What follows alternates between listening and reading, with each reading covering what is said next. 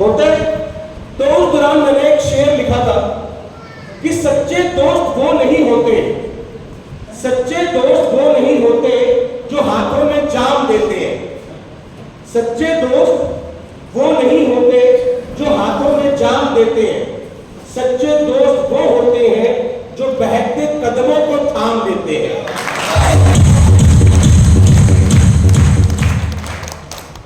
जीत में तो होते हैं हर व्यक्ति आपके संग, जीत में तो होता है हर व्यक्ति आपके संग। सच्चे दोस्त वो होते हैं जो दूसरे के खातिर उसकी हार को भी बांट लेते हैं। दोस्त है सर। और आज हमारे को अपनी टीम के अंदर, अपने लोगों के अंदर सच्चे दोस्त को पहचानना आना चाहिए। आज नेटवर्क मार्केटिंग के अंदर हम लोग नेटवर्क मार्केटिंग के बेसिक्स को भूल गए। हम अपने व्यक्ति को लड़ने सिखाने की बजाय पुचकारने पे ज्यादा फोकस करते हैं, जिसकी वजह से दिक्कत है। और आज हम बात करने वाले हैं आज के पूरे दिन में कि मैं अपने आप को कैसे एक वॉरियर की तरह तैयार करूं। यह एक वॉरियर का ब्लूप्रिंट है, एक योद्धा का। क्योंकि मैं हमेशा बिलीव करता हूं कि चाहे आजादी देश की रही हो, चाहे आजादी आर्थिक रही हो, उसके लिए आपको कुर्बानी देनी पड़ेगी।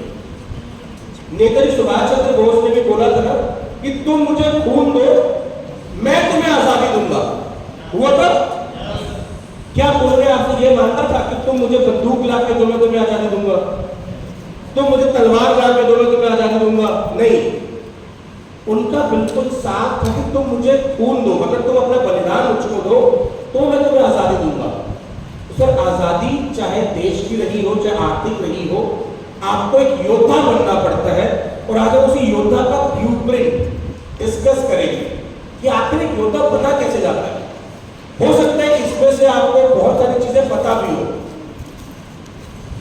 हो सकता है ना पता हो, मगर आज हम कुछ चीजों को नया सीखेंगे भी और नए कुछ को रिवाइज भी हमारा हो जाएगा। ठीक है सर? चले तो कहानी से शुरुआत करते हैं सर। एक बार एक आदमी गुरु के पास जाता है। आदमी एक गुरु के पास जाता है, उसे जाके बोलते हैं कि मुझे आपसे कुछ सीखना है। तो गुरु कहता है कि भाई तू मेरे से ना सीख पाएगा, तू रहने दे, तू घर जा। कहता ना, मेरे को तो आपसे ही सीखना है। जिद होती है उसकी भी। तो जब वो गुरु की बात नहीं मानता, जिद पे अड़ा रहता है, तो गुरु कहते हैं अच्छा काम कर, बाहर जाके उस चेयर पे बैठ जा, मैं तुझे भी बुलाऊंगा। तो जाके बैठ जाता है। 1 घंटा बीतता है, 1.5 घंटा बीतता है, 2 घंटे बीतते हैं, गुरु जी बुलाते ही नहीं है। इतने में टी टाइम हो जाता है, सब लोग उठते हैं, अपना चाय पीना चालू हो जाते हैं।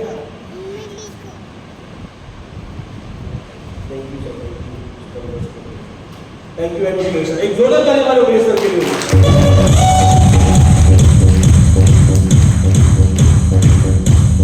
तो 1-1.5 घंटा हो जाता है, टी टाइम हो जाता है, सारे लोग उनके चाय पीने चले आते हैं, गुरु जी भी चाय पीने चले आते हैं, वो बंदा बाहर बैठा होता है, गुरु जी से कुछ कहते ही नहीं है। वापस आते हैं सब लोग, सेशन शुरू हो जाता है, वो बंदा बाहर बैठा है। लंच टाइम होता है, गुरु जी लंच टाइम पे चले जाते हैं, वो बंदा बैठा है। अब वो अपना लंच करने के लिए जा रहा कि क्या अब तक गुरु जी जल्दी आ जाए और बुला ले और बोल दे कि भाई तू ही नहीं था, मैंने तुझे बुलाया था। तो बैठा रहता है, करते करते पूरा दिन बीत जाता है सर, पूरा दिन बीत जाता है, पर गुरुदेव उसको बुलाते नहीं है। आखिर में गुरु जी तलवार डाला मार के जाने लगते हैं। तो भड़क कर आता है कि मेरे को दिन भर से यहाँ पे बैठा रखा है, सिखाना है तो सिखाओ, वरना मत सिखाओ, टाइम खोटी क्यों कर रहे हो मेरा? तो गुरुजी जवाब देते हैं कि भाई मैं तुझे सुबह से सब्र सिखाने की कोशिश कर रहा हूं, तेरे अंदर अभी तक ना आया। मैं सुबह से सब्र सिखाने की कोशिश कर रहा हूं। चैलेंज क्या है सर? हम सीखना तो सब चाहते हैं, पर अपने तरीके से। वो और जो हमारे को मूवी में देखते ना कि भाई हम भगवान को भी कैसे देखना चाहते हैं, वैसा रूप लेके आएगा तो हम मानेंगे भगवान है। अदरवाइज हम कहते हैं कि भैया भगवान सबके अंदर है, उसको मानते नहीं है क्योंकि मैं दिखता नहीं। ठीक है ना, तुझमें जब दिखता है, गाना तो हम गा लेते हैं, बट बाकी में हमारे को दिखता नहीं है। एंड माय डियर फ्रेंड, जिस दिन आपको एक बात होनी शुरू हो गई, जिस दिन आपकी नीयत साफ हो गई, उस दिन आपकी नियति साफ हो जाएगी। क्योंकि नियति नियत से बनती है, नियत ही नियति का निर्माण करेगा। एक कहानी सुनाता हूं, यहाँ पे कई लोग बिहार से होंगे सर। गया बिहार में आता सर, ये झारखंड में हो गया, बिहार में ही ना, मैं कंफ्यूज हो रहा था। तो एक वाक्य हुआ था हिस्ट्री के अंदर, और क्योंकि हम सभी लोग सेल्स में हैं, और मैं कहता हूं अपनी बीवी का आदमी बना था 11 साल पहले, सेल्स का आदमी बना 22 साल पहले। मैं हर चीज के अंदर सेल्स ढूंढता हूं। इवन अगर मैंने अपनी बेटी को कुछ बोला और मेरी बेटी ने वो बात वैसे नहीं मानी जैसे मैं चाहता हूं, तो मैं ये मान के चलता हूं कि मेरी सेल्स खराब हो गई, मैं सेल्स में हार गया। अपना फंडा बिल्कुल क्लियर है, जब जब तुम मुंह खोल रहे हो, या तो तुम बेच रहे हो या तुम बिक रहे हो, और अपने को बेचने में इंटरेस्ट है, बिकने में। अपन बेचने में इंटरेस्ट रखते हैं। मैं भी आपको छोटे से इंसिडेंट बताता हूं कि अब आ रहे थे तो मैंने एक जगह पे टायर में हवा भरवाने के लोग, उसने बोला सर आपके बॉल में कोई दिक्कत है, मैं कितना टाइम लगेगा चेंज होने में? बस 5 मिनट। उसने उतारा तो कहता था ये सेंसर वाला बॉल में दूसरा है, मुझे ना पता भाई क्या, कहते सेंसर वाला लगवा लो, 1500 रुपए का है। मैंने कहा एक काम कर, टायर वापस बंद कर, लट बस, हवा निकलेगी, मैं देख लूंगा अपने आपको, रहने दो। और उसके बाद अगले आधे घंटे तक मैं परेशान था। परेशान क्यों? इसने 3.5 मिनट टायर उतरवा दिया यार, बेच गया मुझको माल। ये तो और भी बेच रहा था, ये तो आखिरी टाइम में मेरे को समझ में आ गया, तो मैंने वापस लगवा दिया। अगले आधे घंटे तक मैंने अपनी बेटी से कोई बात करी, ना अपनी बीवी से कोई बात करी, मैं केवल वो 5 मिनट की कन्वर्सेशन को रिव्यू कर रहा था, मुझसे गलती कहां हुई। ये आदमी 5 मिनट करते करते मुझे उस लेवल तक कहां ले गया कि जहां पर मैं टायर में 1500 रुपए का बॉल लगने पहुंच रहा हूं। यानी कि ये सेल्स से ज्यादा शायद भी ना भाई, इसको फियर फैक्टर ज्यादा क्रिएट करना आता मेरे अंदर। ये सेल्स दो तरीके से होती है, तो ग्रीड से या फियर से। इसने अंदर फियर फैक्टर क्रिएट कर दिया ना, हवा निकल जाएगी सर, बीवी बच्चे के साथ तो परेशान हो गए, तो ये क्रिएटेड फियर फैक्टर इन मी। और उस फियर फैक्टर के चलते मुझ पे आगे बढ़ते तो रहने तो नहीं, आपस में देख रहे हो जाते हो।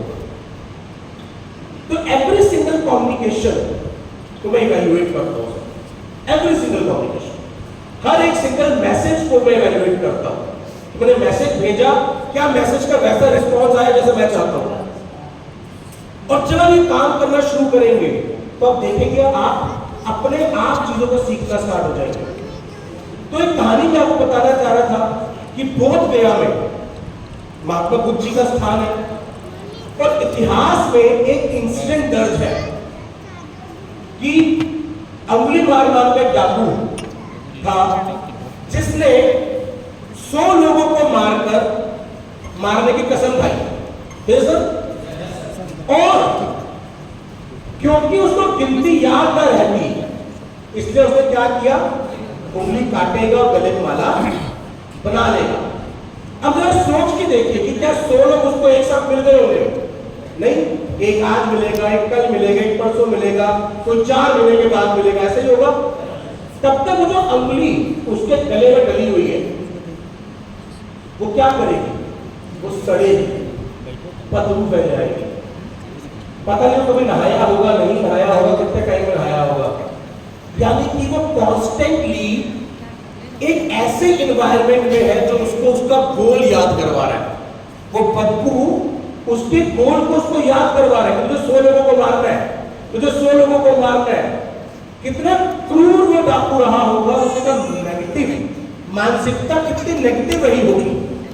तब एक इंसिडेंट दर्ज होता है कि महात्मा बुद्ध उस जंगल से गुजरते जहां पे अंगुलीमाल है, और आवाज आती है पीछे से, पीठ पीछे से आवाज आती है, ठहर जा,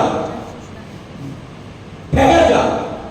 और महात्मा बुद्ध एक जवाब देते हैं, मैं तो ठहर गया, तू कब ठहरेगा?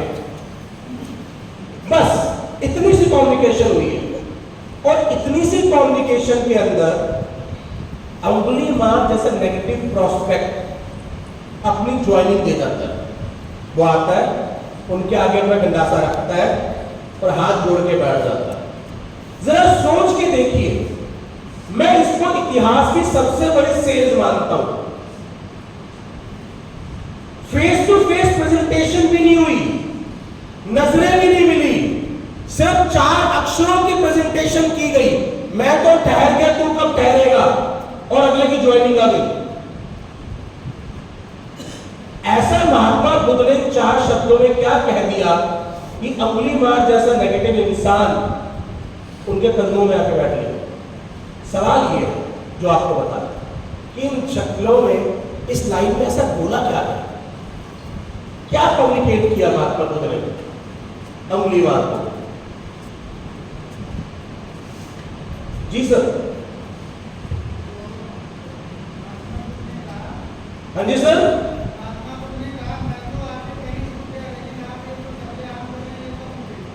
ये कब बोला? उसी लाइन में बोला। अगर आपको कोई ऐसा बोले डाकू को जो इतना क्रूर है, तो क्या जवाब देगा? जब हम जाके किसी को प्लान समझाते हैं, हम कहते थे मेरे को तो समझ में आ गया, तू कब समझेगा, तो क्या जवाब मिलता है? ज्वाइनिंग आ जाती है अगले की। तो शब्द को आपने बिल्कुल सही पकड़े हैं, पर शब्दों का खेल नहीं था, कुछ और हुआ। वो क्या हुआ?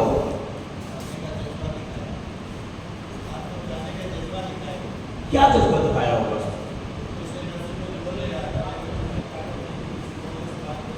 उसके डर से कोई बोल नहीं रहा था।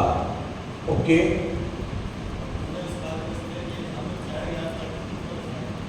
मैं वही जानना चाहता हूं कि इस बात पे अंगुलीमाल को क्या समझ में आया? क्या अंगुलीमाल की ईगो नहीं हट होनी चाहिए? एक साधु टाइप का आदमी उसको ज्ञान बांट रहा है, पर उसकी ईगो हट नहीं हुई। वो तो इतना सरल होकर आके बैठ गया। तो आखिर मैसेज क्या डिलीवर हुआ? अंगुलीमाल को क्या बात समझ में आई?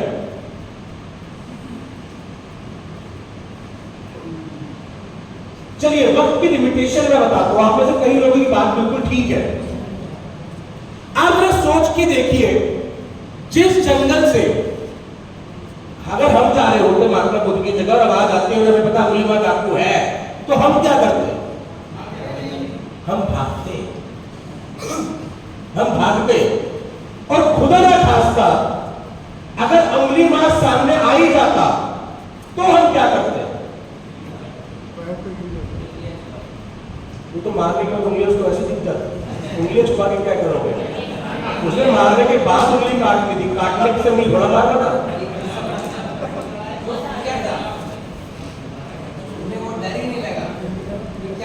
मैं वही तो जानना चाह रहा हूं सर, डर क्यों नहीं लगा?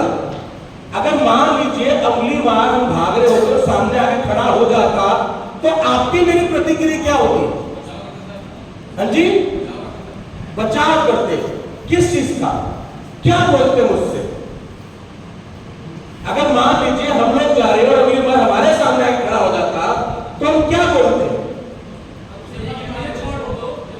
मुझे छोड़ दो, मन्ने जान दो, रुपया ले ले, पैसा ले ले, मन्ने बख्श दे, यही होता सर। यानी कि हम सेंटर्ड किस पर होते? खुद पर।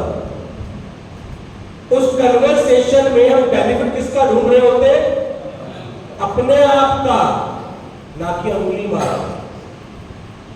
जब अंगुलीमाल ने महात्मा बुद्ध को कहा ठहर जा, ही वॉज एक्सपेक्टिंग कि बंदा भागेगा, क्योंकि उससे पहले यही होता रहा होगा। और महात्मा बुद्ध ने कहा ले ठहर जा, मैं ठहर गया, खुश भाई। मुझे मार के अगर तेरा टारगेट पूरा होता है, तेरे को तसल्ली मिलती है, तो ले आ, मुझे मार ले, मैं ठहर गया। बट पागल तू बता, तू अपनी जिंदगी में कब ठहर? सो objective was not his life, वो अपनी जान दे के भी इंप्रूवमेंट अंगुलीमाल की जिंदगी में लाना चाहते थे। उनका ऑब्जेक्टिव बिल्कुल क्लियर था, भले ही मेरी जान चली जाए, अंगुली मार की जिंदगी में कुछ परिवर्तन आना चाहिए। वो नियत, मगर हम फील्ड में क्या लेके जाते हैं सर मेंटालिटी, इसकी जिंदगी में कोई फर्क पड़े ना पड़े, आप मेरी ज्वाइनिंग आनी चाहिए। ये $30 लगाएगा तो मेरी जेब में $15 आएंगे। नियत उसके लिए तो है ही ना हमारी सर, नियत तो हमारी अपनी जेब पे फोकस्ड है। अगर अपनी जेब पे फोकस नहीं होती ना सर, तो वो जो 10 रुपया आपको बच रहे थे ना सर, नमस्कार, वो जो 10 रुपया आपको बच रहे थे आईडी लगाने पे, आप उससे उसके परिवार के लिए कुछ करते हैं। आप उसके बच्चे के बर्थडे पे केक ही भेज देते हैं। सर हम कंपनी से तो उम्मीद करते हैं कि वो अपने बिजनेस में वापस लगाए। आप अपने बिजनेस में वापस क्या लगाते हैं? क्या आपने कभी सोचा कि किसी व्यक्ति ने जो आपके साथ स्टार्ट करा है उसके बच्चे का बर्थडे केक आप बना ले? कभी? आपको पता है सर, धीरू भाई अंबानी के 2 पुत्र, मैं हमेशा बोलता हूं, मुकेश अंबानी, अनिल अंबानी, एक जैसी परवरिश मिली और एक बर्बाद हो गया। नहीं सर, मुकेश अंबानी में और अनिल अंबानी में एक सबसे बड़ा डिफरेंस है। मुकेश अंबानी अपने बाप का असली बच्चा है, उसको समझ में आता है रिलेशनशिप बिल्ड करना। सुरेश रैना की क्या औकात है मुकेश अंबानी के आगे सर? कुछ नहीं। पर सुरेश रैना की शादी की पार्टी किसके घर पे हुई थी? अंटीला में। खर्चा किसने उठाया था? अंबानी ने। सर आप एक आदमी को पैसा दे सकते हो, अपने दिल के दरवाजे हर कोई को, अपने घर के दरवाजे हर आदमी को। अंबानी ने सुरेश रैना को वो दे दिया जो कोई और उसको दे नहीं सकता, इसलिए सुरेश रैना को कोई वापस छोड़ नहीं सकता। जब उसकी डेथ हुई श्रीदेवी की, प्राइवेट जेट किसका गया लाश लाने के लिए? मुकेश अंबानी का। बॉनी कपूर को छोटा आदमी था क्या सर? फिल्म इंडस्ट्री का इतना बड़ा डायरेक्टर प्रोड्यूसर है, पैसे की कमी है क्या उसके पास? बट जैसे ही न्यूज मिली यहां से मुकेश अंबानी ने प्राइवेट जेट उड़ा दिया, पहुंचो बेटा वहां पर, क्या कौन लेके आ रही है? बोनी कपूर ने बोला होगा क्या मुकेश अंबानी को भाई को प्राइवेट जेट भेज दो? नहीं, ये अंबानी ने देखा, भाई देखो पहुंचो, जाओ मेरे प्राइवेट जेट में लेके आओ। ये है मुकेश अंबानी, इसीलिए उसका धंधा बढ़ रहा है सर। और यही था धीरू भाई अंबानी।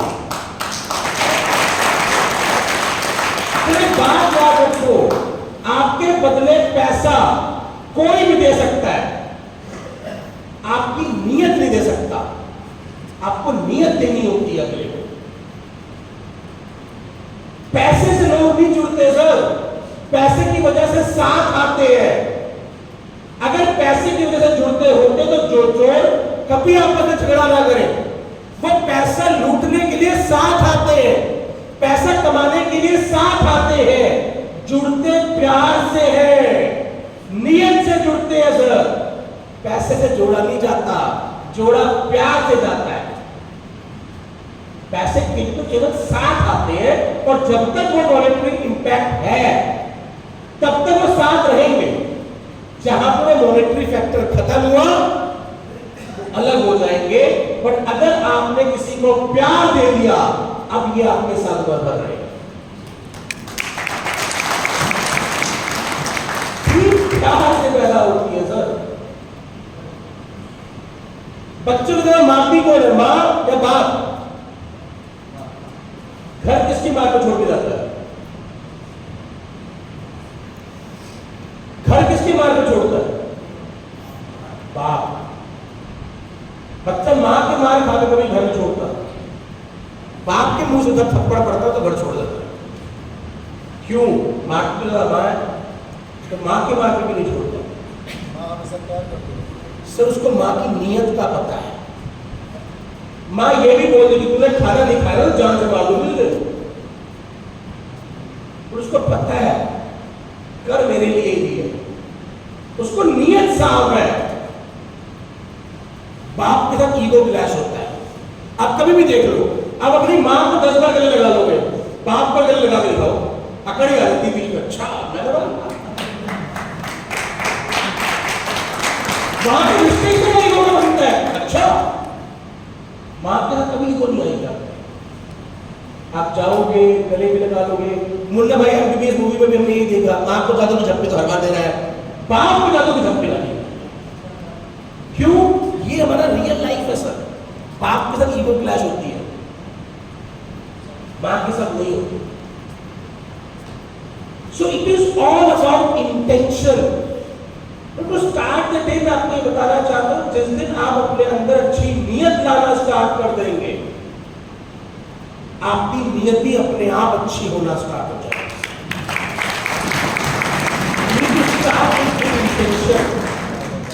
आप क्या कह रहे हैं, इन शब्दों का कोई मोल नहीं है यदि आपका कहने का इंटेंशन प्योर नहीं है। अच्छे शब्द वाले लोग आपको बहुत मिल जाएंगे सर, अच्छे शब्द वाले स्पीकर आपको बहुत मिल जाएंगे, अच्छी नीयत वाला आपको नहीं मिलता। और धंधा नीयत से चलता है, धंधा व्यवहार से चलता है। तो शुरू करते हैं सर। हर एक व्यक्ति अपनी जिंदगी में बदलाव तो चाहता है, पर सैड रियलिटी है कि वो बदलना नहीं चाहता। बदलाव सबको चाहिए, पर बदलना नहीं चाहते। और बिना बदले जिंदगी में कुछ बदलेगा नहीं। अगर मैं पुराने भांडे में नया दूध डालूंगा और पहले वाले भांडे के अंदर, पहले वाले बर्तन के अंदर नींबू डाला हुआ है, तो आप नया दूध डालते जाओ, दूध फटता रहेगा।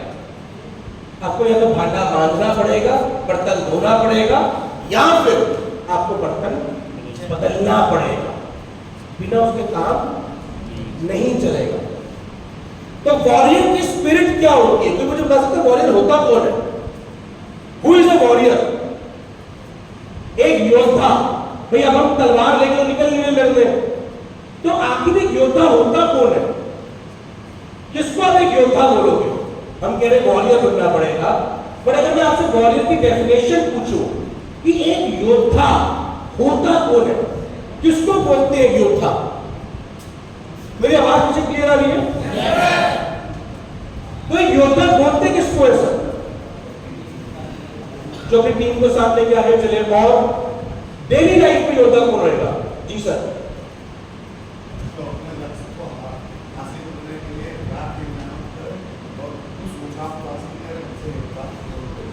जो अपने लक्ष्य को पूरा करने के लिए रात दिन मेहनत करे। और कोई और आसान डेफिनेशन सर? सर हर चीज में प्रांगत हो सर, हर चीज में प्रांगत हो। और कुछ सर? जिसका टारगेट सेट हो। और सर? जो कभी पीछे ना हटे। और कुछ सर?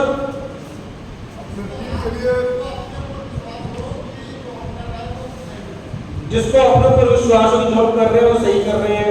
गुड। और सर? अपने टीम के लिए अपनी टीम को प्यार करें, अपनी टीम को प्यार करें। और सर? जो हार ना माने, जो युद्ध छोड़ के ना भागे। वो तो श्री कृष्ण भी भागे, रणछोड़दास बोलते हैं उनको। गुजरात से बिलोंग करके बाद में गुजरात चले गए थे रणछोड़कर, तभी तो श्री कृष्ण रणछोड़दास बोलते हैं ना। रणछोड़दास इसलिए बोलते हैं कि भगवान श्री कृष्ण युद्ध का मार्ग छोड़कर पूरी फैमिली को लेकर द्वारका नगरी शिफ्ट हो गए। भैया अपन तो लड़ रहे थे, तुमने लड़ना लड़ो, अपन तो लड़ रहे, तो इसलिए हम रणछोड़दास बोलते हैं। पर ठीक है, जो युद्ध का मैदान छोड़ के ना भागे। और सर? माइंडसेट भी ठीक है। और सर? सत्य के लिए अपने को कुर्बान करते हैं। सत्य के लिए अपने को कुर्बान करते। सपने के लिए?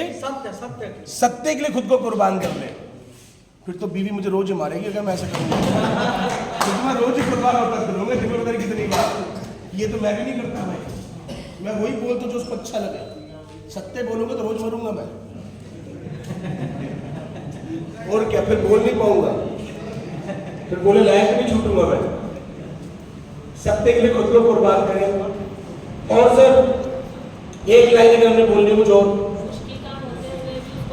मुश्किल काम होते हुए भी उसको करना। Good ma'am.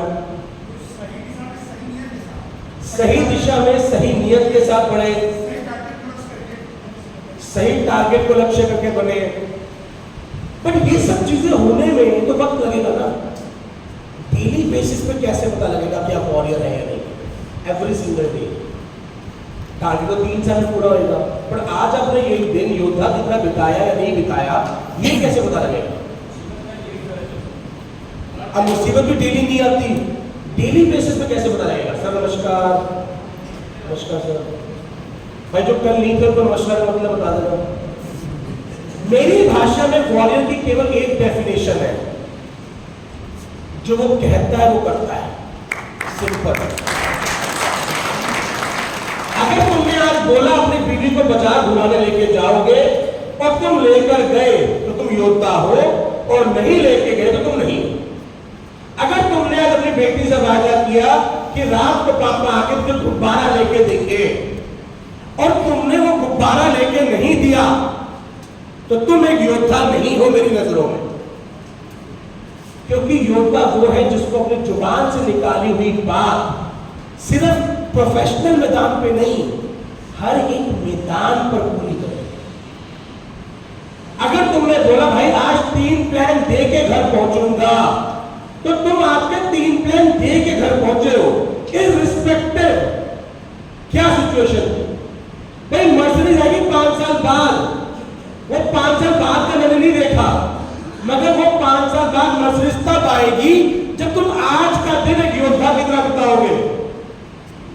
आज तुम कर नहीं रहे कभी भी, और पोस्टर लगा के बैठे हो मर्सिडीज का, कुछ ना आएगा। और ऐसा वैसे बथेरों ने किया होगा, बड़ी बड़ी गाड़ी के पोस्टर लगाए, बस डेट बदली है, पोस्टर के ऊपर लगी हुई गाड़ियां नहीं आई हमारी जिंदगी के अंदर। और प्रोडक्ट बेस्ड कंपनी में ऐसा बहुत बार हुआ है हमारे साथ। जब तक तारीख आती है तब तक कंपनी बदल जाती है, फिर वो डायलॉग आते हैं तारीख पे तारीख, तारीख पे तारीख, तारीख पे तारीख लिखते रहिए। यही हुआ का इंसाफ। तो सर योद्धा बनने के लिए आपको 3 साल बाद की जरूरत नहीं है। अगर आज आपने बोला भाई कि मैं 10 बजे मीटिंग हॉल में पहुंचूंगा और आप पहुंचे हैं, तो आप एक योद्धा है। आप अपनी जुबान पे खड़े हुए हैं, ये योद्धा है, ये योद्धा है। वो कमिटमेंट आपने चाहे अपनी बीवी से करी हो, अपनी बेटी से करी हो, अपनी डाउनलाइन से करी हो, अपनी अपलाइन से करी हो, या खुद आपने अपने आप से करी हो। सर नमस्कार, आपको नाश्ते में नमस्कार करने का मौका मिल रहा है? हाँ सर, ऐसे भी करके करोगे तो मुझे पता लगता है, मुझे बहुत तजुर्बा है इस मामले में, ऐसे करके करेगा पता लगता है भाई मुझे। ऐसे करके मुझे शर्मा तो नहीं होगी वहां बैठ के, छुपाई करोगे कुछ। आज नाश्ता लगता है टेस्टी बना था, पता लग रहा है नाश्ता कैसा बना है, खाना कैसा बना है वो याद रखता है। आदमी कितना नींद में आया उससे पता लगता है नाश्ता कितना बढ़िया बना था। सर कल से नाश्ता बढ़िया मत बनाना भाई, रेस्टोरेंट खाना ढूंढना, रिजॉर्ट ऐसा ढूंढना करो जिसका खाना बढ़िया ना हो, आदमी कम खाएगा। तो सर मेरे लिए योद्धा वो व्यक्ति है जो अपने किए हुए वायदे में खरा होता है। सिंपल। तो वायदा आपने खुद से किया हो, अपनी पत्नी से किया हो, अपने पति से किया हो, अपनी बेटी से किया हो, अपनी अपलाइन से किया हो, या अपनी डाउनलाइन से किया हो। क्योंकि यदि आप एक वायदा पूरा करने की आदत में नहीं हो, तो आप दूसरा वायदा भी पूरा नहीं करोगे। वो योद्धा है। तो योद्धा दिखता कैसे है सर? इस पर ऑक्सफोर्ड कनेक्ट कर देना जरा। कनेक्टेड म्यूजिक आवाज ठीक हो रही है सर उसकी। मैं आपको एक वीडियो दिखाता हूं सर, जो YouTube से लेके आया हूं। एक मूवी है 300, देखिए किसी ने 300 मूवी देखी है सर? देखिए 300 मूवीज के अंदर वो जंग पर निकलते हैं 300 योद्धा को लेके। ये वो एक वीडियो है सर, ये देश है स्पार्टन, उसके ऊपर एक बहुत बड़ा राज्य अटैक करता है और वो केवल 300 लोगों को लेकर लड़ने निकलते हैं। अब स्पार्टन देश के बारे में बोला जाता है कि सबसे बेहतरीन योद्धा है। तो उनके सुना सुनी एक दूसरा देश भी अपनी सेना को लेके जंग के मैदान की तरफ बढ़ता है और एक पॉइंट पे आके जो स्पार्टन देश और अंग्रेज आपस में मिलते बड़ी फौज लेके आया होता है। वो कहता है कि भाई कम से कम हमारी जितनी फौज तो ले आता, मेरे को तो लगा था तुम युद्ध लड़ने जा रहे हो, क्या 300 आदमी लेके आ गया है, कम से कम हमारी जितनी फौज तो ले आता। तो राजा बोलता नहीं लाए क्या। तो ये वहां का उनका आपस का कन्वर्सेशन है कि एक योद्धा दिखता कैसा है, एक योद्धा होता कौन है। जी सर।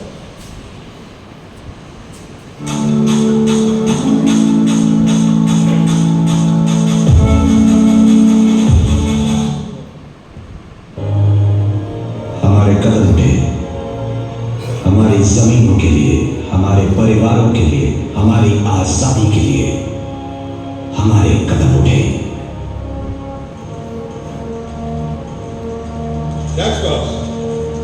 तुम्हें देखकर ताज्जुब हो। ताज्जुब तो मुझे भी हो रहा है। खामोश। सुना स्पार्टा युद्ध पर है, हम भी साथ लड़ना चाहते हैं। अगर तुम खून के प्यासे हो तो हमारे साथ आ सकते हो। पर जर्जिस के मुकाबले ये मुट्ठी भर सिपाही, मैं स्पार्टा से गलत उम्मीद लगा बैठा था कि कम से कम वो हमारे जितने होंगे। नहीं है क्या? तुम वहां, तुम्हारा पेशा क्या है? मैं कुमार सरकार। और तुम आर्केडियन, तुम्हारा पेशा क्या है? मूर्तिकार हुजूर। मूर्ति। और तुम? मैं लोहार।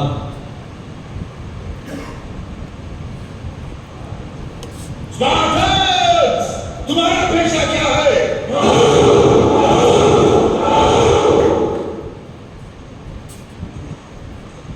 देख लिया मेरे दोस्त, मैं तुमसे ज्यादा सिपाही लाया हूं।